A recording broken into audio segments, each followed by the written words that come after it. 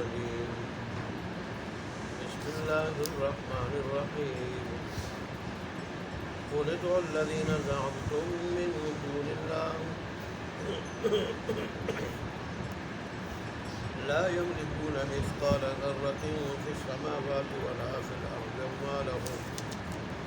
وما له فيهما من شرك وما له منهم من ظهير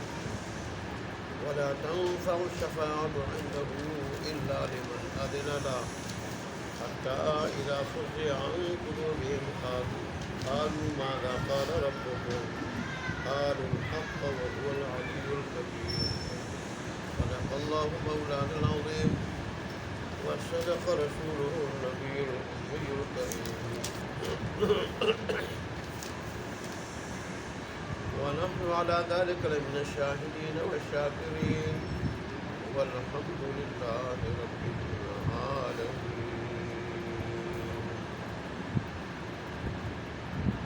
یہ سورہ سبا ہے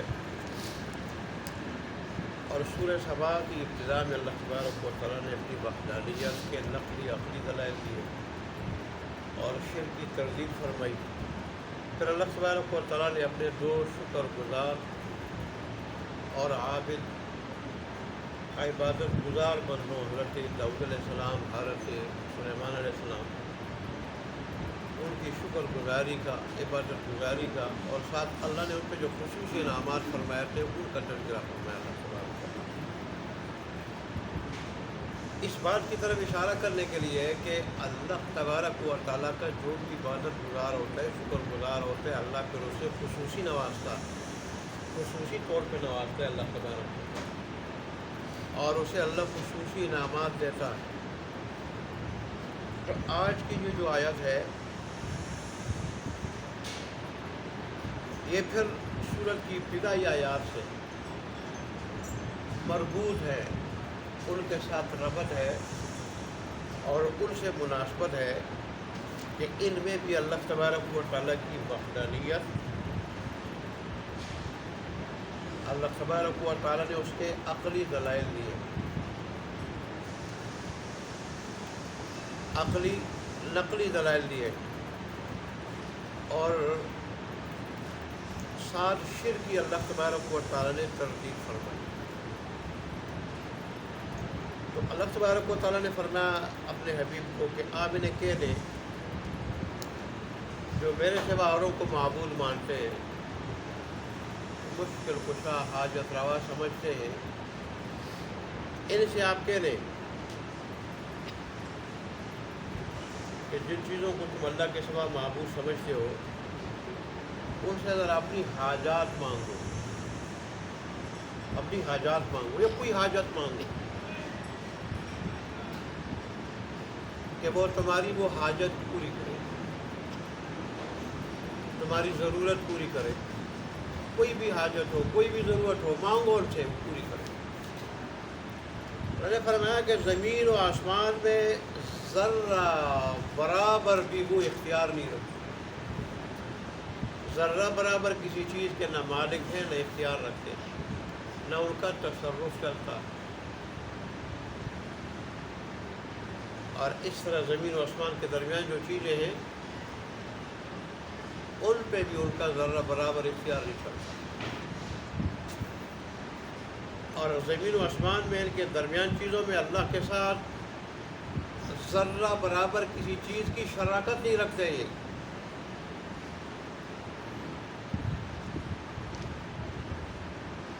اور نہ ان میں سے کوئی اللہ تبارک و تعالیٰ کا مددگار ہے. زمین و آسمان کو ایجاد کرتے وقت ایک چیز نہ ہو اس کو بنائی جائے تو ایجاد کہلاتی ہے. ایجاد کرتے وقت نہ زمین و آسمان اور ان کے نظام کو باقی رکھنے میں کوئی مددگار ہے جن کو یہ معبود سمجھتے ہیں. بعض تو بت ہیں، مورتیاں ہیں، بے جان چیزیں ہیں، اور بعض انبیاء عزیر علیہ السلام، عیسیٰ علیہ السلام یا فرشتے جن کی طرف یہ معبودیت کی نسبت کرتے ہیں کہ اللہ نے ان کو اختیار دیا ہے، یہ بھی حاجات اور ضروریات پوری کرتے ہیں. یہ بھی زمین و آسمان اور ان کے درمیان جو چیزیں ہیں ان میں تصرفات کا حق رکھتے ہیں اللہ کے دے دینے سے۔ تو اللہ تبارک و تعالیٰ فرماتے ہیں کہ اب ظاہر ہے زمین و آسمان کو بنانے میں، ان کے درمیان جو عجیب و غریب نظام ہے چیزیں ان کو بنانے میں اور ان کو قائم رکھنے میں، باقی رکھنے میں، اور نہ ان میں تصرف کرنے میں اللہ ان میں سے کسی چیز خواہ انبیاء ہو، خواہ اولیاء ہو، خواہ فرشتے ہو، کسی سے اللہ تبارک و تعالیٰ نے مدد نہیں لی، نہ اس کو مدد کی ضرورت اور نہ کوئی اس میں مدد کر سکتے اللہ تبارک و تعالیٰ۔ تو پھر کس چیز کا معبود ہے یہ؟ پھر کس چیز کا یہ معبود ہے؟ اللہ کے سوا معبود برحق عبادت کا لائق کوئی ہے ہی نہیں۔ معبود برحق ہونے کے لیے یہ ضروری ہے کہ اس کا وجود ذاتی ہو، اور اس کو تو سارے مانتے ہیں، ہر مذہب والے کہ اللہ کا وجود ذاتی ہے۔ اس کو سکھ بھی مانتے ہیں، ہندو بھی مانتے ہیں، اس کو مکہ کے مشرک بھی مانتے تھے، اس کو عیسائی بھی مانتے ہیں، اس کو یہودی بھی مانتے ہیں، مسلمان تو مانتے ہی مانتے ہیں کہ اللہ کا وجود ذاتی ہے، اس کے سوا کسی کا وجود ذاتی نہیں۔ تو ایک تو اس کا وجود ذاتی، وہ اللہ کی ذات ہے کہ اس کا وجود ذاتی ہے، اس کے سوا کوئی ایسا نہیں ہے کہ اس کا وجود ذاتی ہو، اللہ کا دیا ہوا۔ اور دوسرا وہ خالق ہو، تو اللہ کے سوا خالق بھی کوئی نہیں، اور اس کو بھی سارے مانتے ہیں، یہاں تک کہ مکہ کے کافر مشرک بھی اس کو مانتے ہیں، سکھ بھی مانتے ہیں اس کو، اور اس کو ہندو بھی مانتے ہیں، اس کو یہودی عیسائی بھی مانتے ہیں کہ اللہ کے سوا کوئی خالق نہیں ہے۔ جگہ جگہ قرآن میں اللہ نے فرمایا کہ آپ ان سے پوچھے کہ زمین کو آپ پیدا کرنے والا کون ہے، زمین و آسمان کا خالق کون ہے، یہ کہیں گے ضرور بے ضرور کہیں گے اللہ۔ پھر کہو کہ جب خالق وہی ہے پھر کہاں جا رہے ہو تم الٹے؟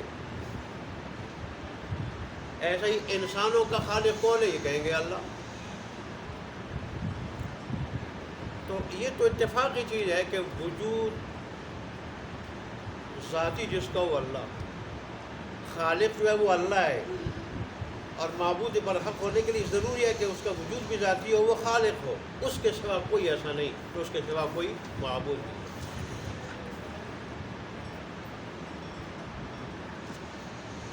جس کا وجود ذاتی ہوگا، جو خالق ہوگا، وہی تصرف کا اختیار رکھتا ہے ساری چیزوں کو، اور وہی عبادت کا لائق۔ شاہ ولی اللہ مخالف دیر میں فرماتے ہیں کہ اللہ کی وحدانیت کے 4 درجے، جو میں نے کہہ دیے۔ اللہ کا وجود ذاتی ہے، اور دوسرا اللہ خالق ہے، اس میں تو سب کا اتفاق ہے، کوئی اس میں اختلاف نہیں کرتا۔ لیکن اگلے جو 2 درجے اللہ کی وحدانیت کے، تصرف، تدبیر، ساری ضروریات حاجات کا انتظام کرنا اور ساری چیزوں میں تصرف کرنا، یہ تدبیر کہلاتی۔ اس میں لوگ آ کے کیا ہو جاتے ہیں، پھسل جاتے ہیں۔ وہ کہتے ہیں جیسے اللہ تبارک و تعالیٰ تصرف کرتا ہے، وہ ضروریات پوری کرتے ہیں، بگڑی بناتا ہے، ایسے اس نے اپنے بعض مقرب بندوں کو بھی اختیارات دے رکھے۔ عیسائی کہتے ہیں عیسیٰ علیہ السلام کو، یہودی کہتے ہیں عزیر علیہ السلام کو، اور مشرکین مکہ فرشتوں کو مانتے تھے۔ ایسے بعد دیگر لوگ کہتے ہیں فرشتوں کو اللہ نے اختیار دیا۔ تو اللہ نے اس کی تردید فرمائی ہے قرآن میں، یدبر الامر من السماء الی الارض، آسمان سے لے کے زمین تک سارے کاموں کا انتظام وہ خود کرتا ہے۔ اس نے کسی کے سپرد نہیں کیا ہے۔ انسان کے جتنے بھی کام ہیں، بلکہ غیر انسانوں کے بھی جتنے بھی جاندار ہیں، غیر جاندار ہیں، درختوں کی بھی ضرورت ہے کہ ان کی نشو و نما ہو اور ان کو پانی ملے، زمین سے جو چیز ان کو غذا مطلوب ہو وہ ملے، ساری چیزوں کی ضروریات اللہ پوری کرتا، انسان سمیت۔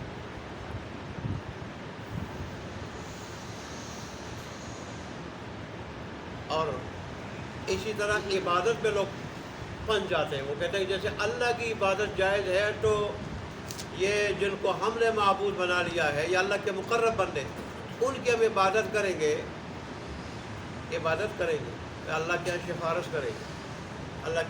کریں گے، اللہ سے ہماری ضرورت پوری کرائیں گے، خود تو اللہ تبارک و تعالیٰ سے، اللہ تبارک و تعالیٰ تک ہماری رسائی ممکن نہیں، گویا وہ اللہ کو دنیاوی بادشاہوں پہ قیاس کرتے، مشرک قسم کے لوگ۔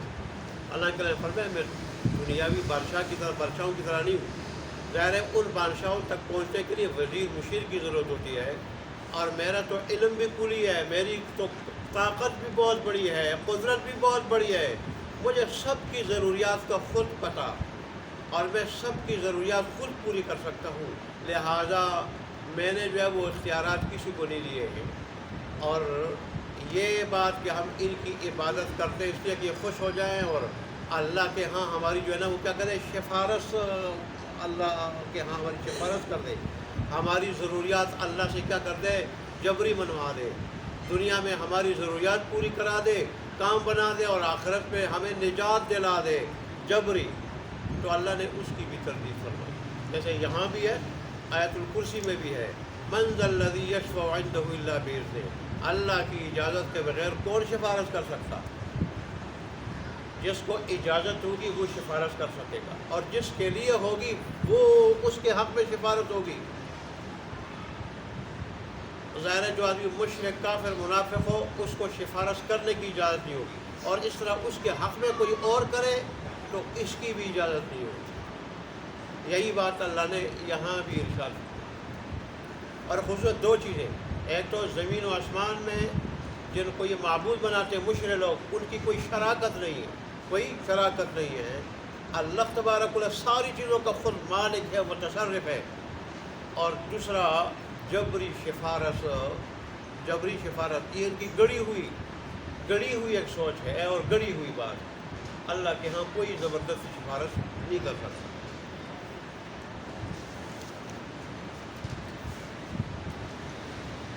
اچھا جی، یہی اللہ تبارک و تعالیٰ ارشاد فرمانے، دیکھ لیں ذرا، قل آپ کہہ دیجئے، ادعوا الذین زعمتم من دون اللہ، کہ پکارو لوگوں کو، یعنی مانگو ان سے اپنی حاجتیں، ضرورتیں مانگو ان سے، زعمتم من دون اللہ، جن کو تم نے اللہ کے سوا معبود سمجھ لیا، لا یملکون مثقال ذرۃ، نہیں اختیار رکھتے وہ ذرہ کے برابر،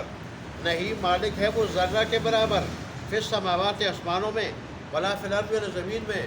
وما لہم فیہما من شرک، اور نہیں ہے ان کے واسطے ان دونوں کے اندر، زمین و آسمان دونوں کے اندر، من شرکن کوئی شراکت، وما لہ منہم من ظہیر، اور نہیں ہے اللہ کے واسطے ان میں سے کوئی مددگار، ولا تنفع الشفاعۃ عنده، اور نہیں مفید ہو سکے گی سفارش اللہ تبارک و تعالیٰ کے ہاں، اللہ کے ہاں سفارش مفید نہیں ہو سکے گی، الا لمن اذن لہ، مگر اس کی جس کو اللہ اجازت دے دے، جس کو اللہ اجازت دے دے، اس کی سفارش کی اور شفاعت کی کیا ہوگی، وہ سفارت مفید ہوگی، اس کا فائدہ ہوگا۔ حتیٰ اللہ کی شفاعت اجازت کے بغیر کوئی شفاعت کر نہیں سکے گا۔ دیکھو سب سے مقرب ہستی رسول اللہ صلی اللہ علیہ وسلم، آپ اللہ تبارک و تعالیٰ کے سامنے 10 سال تک، تفسیر روایت میں جیسے آیا ہے، 10 سال تک اللہ تبارک و تعالیٰ کے آگے سجدہ ریز ہوں گے، 10 سال کے بعد پھر اللہ تبارک و تعالیٰ کہے گا سر اٹھا دیجئے اور جو آپ مانگنا چاہے مانگ لیجیے۔ تو ایک بار شفاعت کبریٰ، بڑی سفارش کریں گے، حساب و کتاب شروع کرنے کی، حساب کتاب شروع ہو جائے، لوگ قیامت کی گرمی سے کیا ہو گئے، تنگ ہو گئے، اس کو مقام محمود بھی کہا جاتا ہے، کہ سارے انسان اس گرمی سے تنگ آ کے مختلف انبیاء کے پاس جائیں گے، سب سے پہلے آدم علیہ السلام کے نوح، تو سب کے پاس وہ عذر کریں گے کہ اتنے تنگ آ چکے اس گرمی سے، اللہ کی یہاں سفارش کیجیے کہ حساب کتاب شروع ہو جائے،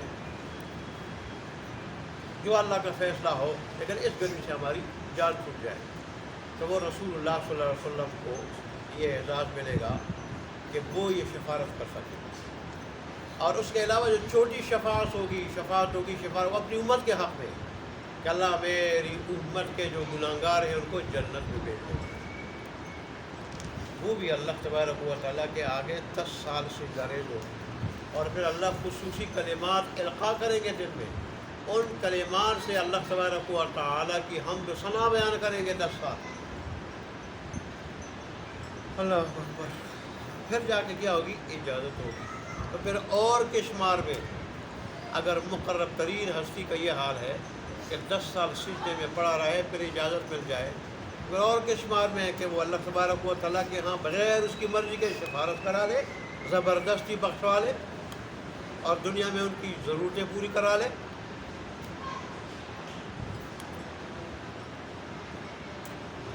آگے اللہ نے فرشتوں کی بات کی۔ فرشتے، حدیث شریف میں آیا ہے کہ جب اللہ تبارک و تعالیٰ اوپر کوئی فیصلہ کرتا ہے اور فرشتوں کے سپر کرتا ہے، تو جب اللہ کا حکم ہوتا ہے نازل اور ہوتا ہے فرشتوں کی طرف، وہ سارے کے سارے فرشتے اپنے پر بچھا دیتے ہیں، پر بچھا دیتے ہیں، اور مارے ہیبت کے پر مارتے رہتے ہیں،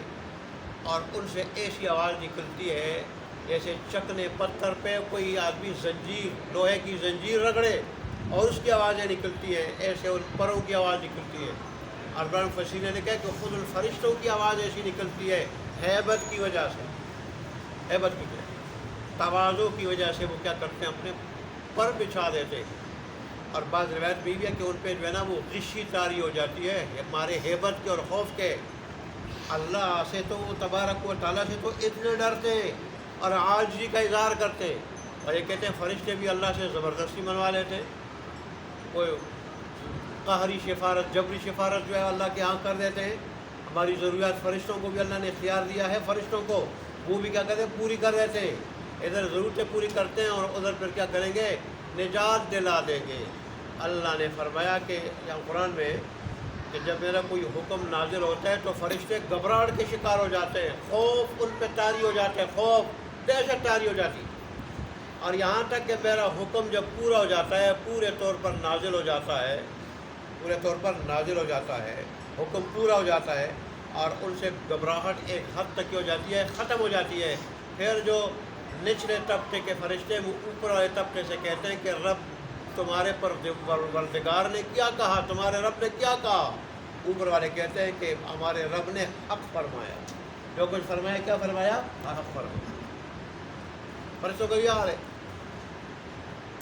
اللہ تبارک و تعالیٰ فرماتے ہیں کہ یہ ساری باتیں اس کی متقاضی ہیں کہ وہ بلند و برتر ہے، بلند و برتر ہے اور بہت بڑا ہے۔ اب دیکھیں تو اب آیت کی تفسیر سمجھ میں آئے گی۔ حتیٰ اذا فزع، یہاں تک کہ جب گھبراہٹ دور ہو جاتی ہے، گھبراہٹ دور ہو جاتی ہے، ان قلوبہم، ان کے دلوں سے، فرشتوں کے دلوں سے، قالوا ماذا قال ربکم، نچلے طبقے والے کے جب نے کہہ دیا نا، قالوا تو کہتے ہیں وہ فرشتے ان نچلے طبقے والے، ماذا قال ربکم، کیا کہا تمہارے رب نے، اوپر والے فرشتوں سے کہتے ہیں کیا کہا تمہارے رب نے، قالوا الحق، وہ کہتے ہیں کہ حق بات کہی، حق بات کہی، وهو العلی الکبیر، اور وہی برتر ہے، بلند برتر ہے اور بہت بڑا ہے۔ اللہ تبارک و تعالیٰ اس کی بڑائی عظمت ہمارے دلوں میں بٹھا دے اور ہمیں اپنا مکمل فرمان بردار بنا دے۔